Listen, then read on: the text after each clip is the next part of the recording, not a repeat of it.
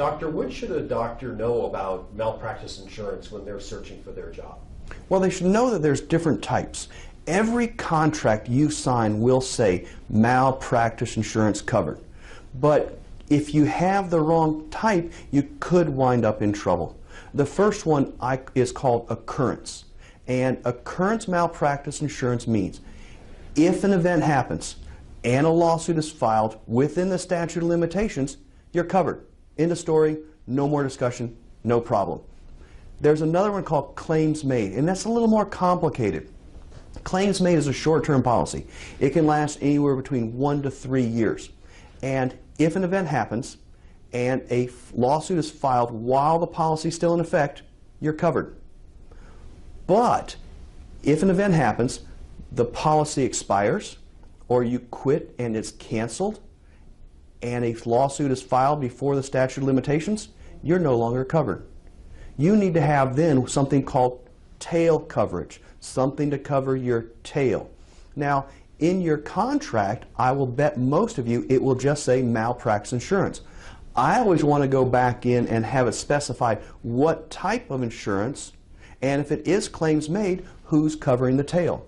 Because imagine this, you're working for someone, you're not happy, or he's not happy with you for whatever reason, you leave that employment.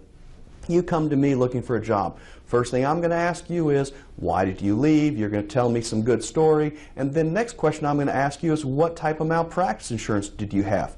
And typically you're going to say, I really don't know. And I'm going to make you go back and find out. And you're going to come back later and you might say, well, you know what? I had a claims made policy.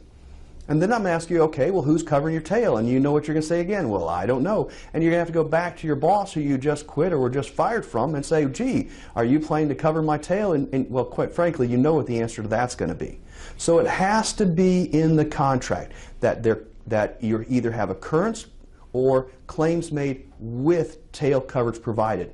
Tail coverage can be very, very expensive. Family medicine in the state of Texas, about $40,000. And it's cash. We don't want credit problems, we want cash. If you were OB/GYN in New York City, about $260,000. So before you could even start practicing, someone would have to come up with those sums of money to cover your tail before a new employer will take you on. So knowing these three types is very important, and making sure that on your contract it specifies which type you have, and if you have a claims made policy, who's covering your tail.